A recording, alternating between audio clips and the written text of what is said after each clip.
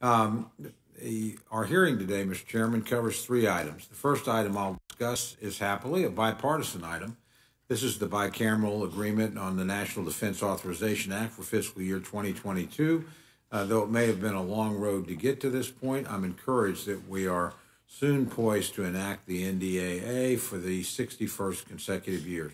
Today's bill is a clear winner for our national defense and for the American people. Earlier this Congress, President Biden proposed a defense budget that was in no way adequate to meet our defense needs. Chronic underfunding of the American military was a hallmark of the Obama-Biden administration, and the president's budget revealed a planned return to that sorry state of affairs. Fortunately, a bipartisan coalition of members in both the House and the Senate rejected that approach, ensuring adequate funding for our national defense needs. The bill before us is a remarkable accomplishment, one that reflects what Congress can do when we work together across the aisle. The bill fully funds our defense needs for the coming year. It provides a pay raise for our troops, funds additional ships for the Navy, and ensures the warfighters of tomorrow will have the weapons and assets they need to succeed on the battlefield. It also provides a much-needed oversight of President Biden's bungled withdrawal from Afghanistan, ensuring that the American people will receive the answers they deserve about the decisions that were made and the resulting failures of leadership. I want to commend the leadership of Chairman Smith and Ranking Member Rogers. The way they've conducted this process has been a model for other committees to hopefully follow. I appreciate the dedication they both exhibited and the results it produced. Our second item is the House Amendment to S-610, which addresses Medicare sequestration.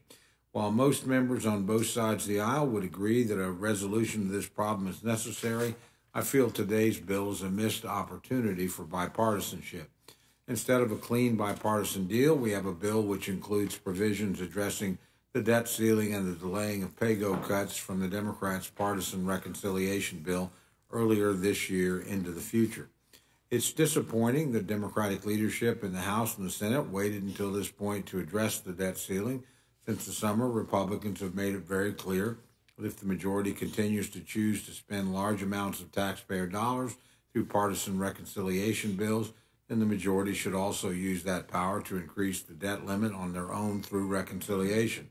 Their failure to do so has placed the House in an awful and awkward position, resulting in today's unfortunate bill. Finally, our third item is H.R. 5314, the majority's calling the Protecting Our Democracy Act.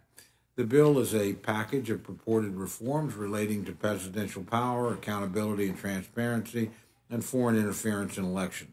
Parts of this bill have previously passed the House as part of the majority's previous purported reform packages, including H.R. 1 and H.R. 2662.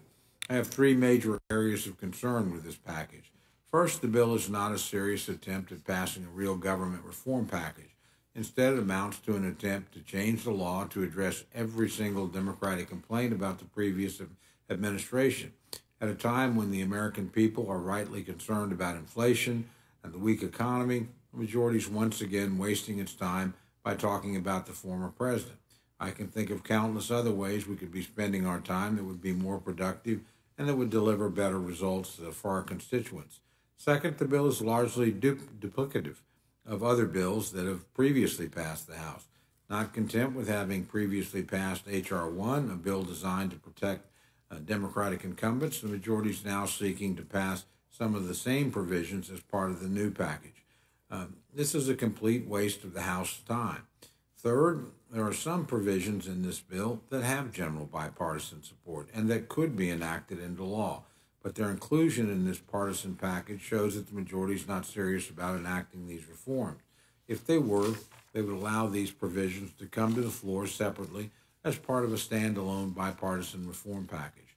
Today's hearing is sadly yet another instance of the majority choosing to score political points instead of choosing to govern. As I've said many times, we can do better than this, Mr. Chairman, and I think we must do better. With that, I yield back.